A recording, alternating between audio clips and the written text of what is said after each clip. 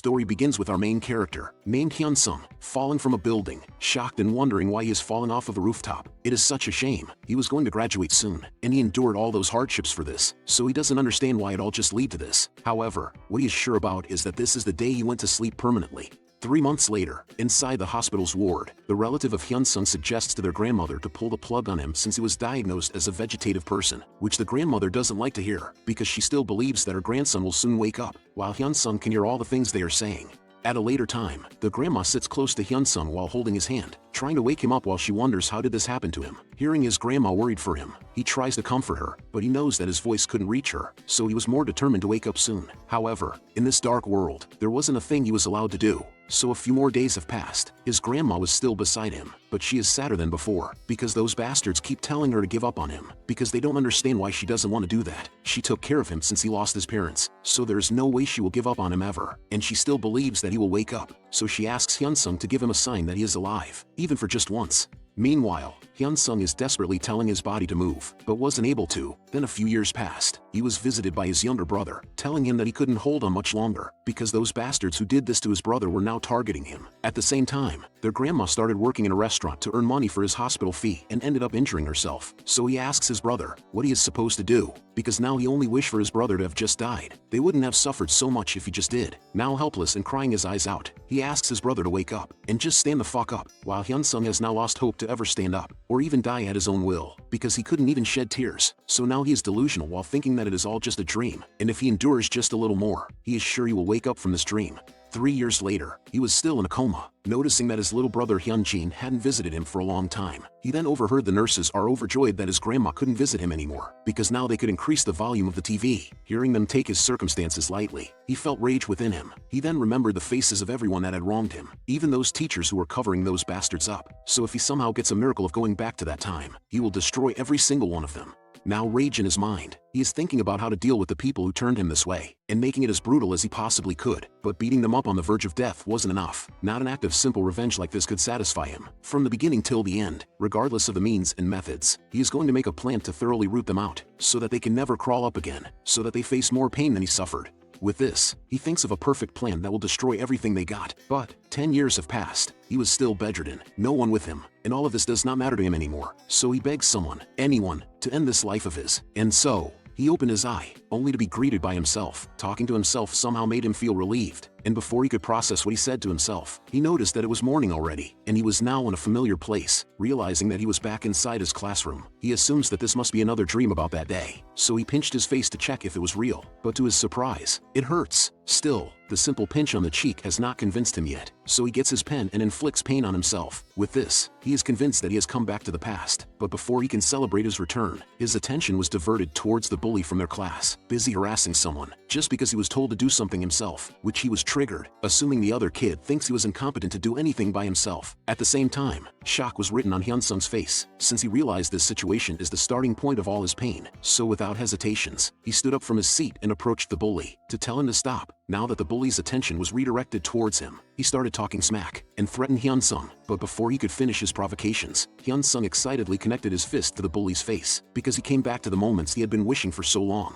Before all of this happened, we are brought to the day when everything in his life changed. He can still vividly remember what happened that day. Park Min-chul was listening to the class half-heartedly. He was a typical case of a bully who harassed his friends, and he enjoyed the game called Legend Online. So he then decided to approach Lee Jung-min. Since Lee Jung-min was smart, Park Min-chul assumed that he was good at playing games. And that day, Lee Jung-min became Park Min-chul's game shuttle. And because of this, Lee Jung-min, who was at the top of his class, began dropping from the list. And because of enduring Park Min-chul's request to pour his personal money to buy game items, Lee Jung-min's stress reached the tip of his head. And so he asked Park Min-chul to do it himself. That day, it was his first time seeing violence committed in front of his very eyes. He didn't want to cause any trouble, but he recalled that Lee Jung-min kindly helped him with his studies every now and then, so he just couldn't watch Lee Jung-min being beaten up without any friend helping. But before he could act, someone from his friend group stopped him and advised him not to be involved with Park Min-chul. He knew what he was talking about, but he was always good at sports and didn't fall behind in the boys' pecking order, and Park Min-chul's name wasn't so intimidating for him, so he still went to deal with him. Since the teacher came shortly after, the situation was roughly handled. But ever since that day, Park Min-chul's gang began to harass him like hell. Every day, he was dragged by Park Min-chul's gang, and without a day to recover, he was beaten until he was a mess. Even after school, there were days when he could not sleep due to their bullying, such as running errands for games, and there was no other way to describe his situation but hell. However, him returning means all things that happened will be different now that he successfully punched Park Min-chul's face. Everyone was surprised about it. Even Park Min-chul couldn't believe it. So when he turned to look at him, Hyun-sung grabbed his head in order to knock it to the desk. Now blood covered his mouth. His fellow classmates couldn't believe that Hyun-sung was always this badass. However, he wasn't done teaching the bitch a lesson. Therefore, Hyun-sung strikes him again. Because this moment, this situation, he engraved it in his head as he fell comatose. And Hyun-sung can easily dominate Park Min-chul because he knows his fighting style solely relies on his physique, and Park Min-chul is not used to being hit, so he is bound to collapse if he gives up his first attack, and that is why Hyun-sung strikes first. In the moment he tries to react after getting punched in the face, Hyun-sung also calculated grabbing his hair and slamming his face right onto the desk, because he endlessly simulated this whole scenario for the past 10 years, and even this next move, kicking his face, knocking him to the wall. Park Min-chul won't know how much he has waited for this moment, so Hyun-sung does not care whether Min-chul was beaten to death, and if he raises his face, Hyun-sung will kick him in the face. If he blocks with his hands, he will break his hands. However, before Hyun-sung could deal damage even further, a chair was suddenly thrown towards him, which he successfully dodges it without any problems. So he turns towards the one who did it, only to see a bunch of hooligans ordering him to stop, to which he asks them what they are going to do if he does not stop. Seeing that he doesn't look scared even for a bit, made Jung Min-ho thinks if Hyun-sung has gone insane, and because Kang Chang-suk is the strongest in the group, he didn't hesitate to approach Hyun-sung. But before they could start the fight, one of the students informed them that the teacher is approaching. Therefore they decide to go back to their rooms and finish it later. But before they leave, Kang Chang-suk threatens Hyun-sung, telling him that he is fucked as soon as he finds him after classes. Now that the class started, Park Min-chul was processing what happened to him and couldn't believe what just happened, so he was enraged and threatening Hyun-sung in his mind, while thinking of ways to deal with Hyun-sung after the classes had ended, and the other guys are going to gather here once class ends, so he is more than confident to deal with him. Now he assumes that he was beaten by a nerd only because he was caught off guard, and he wasn't planning to bully Hyun-sung. Even though Hyun-sung was the class president and used to intervene every now and then, he never crossed the line, so he never had to mess with him. But now that Hyun-sung crossed it first, he is sure to leave him half dead as soon as the class ends. Meanwhile, the other bullies are looking at the clock waiting for the class to end, talking about what happened, and thinking of why Hyun-sung acted up as if he had backups. Still, whatever the reason was, Kim Hyun-sung looked down upon them in front of everyone. If they left it like that, the other guys would also start taking them easily. So even if they received the request, they decide to use this opportunity to trample on him for sure, so that Kim Hyun-sung will never look at them with those arrogant eyes ever again. Soon after the classes have ended, the teacher leaves, so Park Min-chul hurriedly stands up to deal with Hyun-sung. But to his surprise, Hyun-sung's feet were already flying toward his face, knocking him out for the second time. And before he could drop to the ground, Hyun-sung catches his head to prevent him from fainting right away, and tell him face to face that they should continue from where they left off. With this, Min-chul was dumbfounded, as he wonders why Hyun-sung wants to fight them. At the same time, the other bullies stood up and went straight towards Hyun-sung's class, but as soon as they arrived, they were shocked to see people gathering outside. Now Jung Min-ho realized what was happening. Therefore, they immediately ran towards the scene.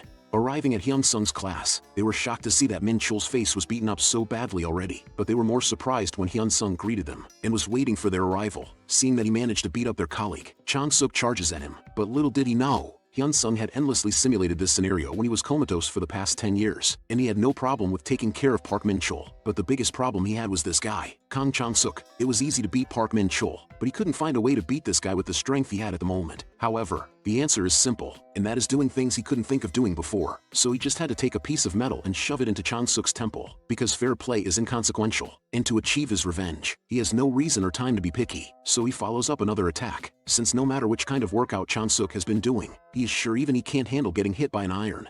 Now that Chang-suk had lost consciousness, he threw the trash toward them, leaving the other conscious bullies completely in shock. But before they could even process what happened, Hyun-sung used this as a chance to use all his weight to tackle Cho Yeon-taek, so that if he drops him down like so, he won't ever be able to react to the next attack. And he doesn't care if Jung Min-ho is going to attack him from behind, because it is better to finish Cho Yeon-taek once and for all, for him to win a battle where he is outnumbered. With that, he left Cho Yeon-taek all bloodied up and unconscious on the ground, without Hyun-sung blinking even once. However, exerting this much effort in dealing with these guys, he noticed that his body is not fit enough to follow his plans through. Nonetheless, he can't stop here. Not yet, because there is one more douchebag remaining. While Jung Min-ho was stupefied even to move, since he is completely caught off guard by Hyun-sung's strength, because he assumed Hyun-sung is just as strong enough to be out of the bully's target list. But now that he saw it with his own eyes, the Hyun-sung before him is just like a monster. With the situation that he was in, he knew that he couldn't beat Hyun-sung by himself, and as he was now in the range of Hyun-sung's fist, he couldn't stop his hands from shaking. so when Hyun Sung went to strike him, he flinched, but luckily for Jung Min-ho, the teacher arrived and was able to stop the fight before his face got all juiced up. With this outcome, Jung Min-ho regained his smile. Since there are 3 students who have ended up bloody, Jung Min-ho was sure that Hyun Sung was in trouble.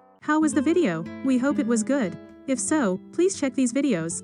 Also, please comment down your thoughts and your suggestions for future videos.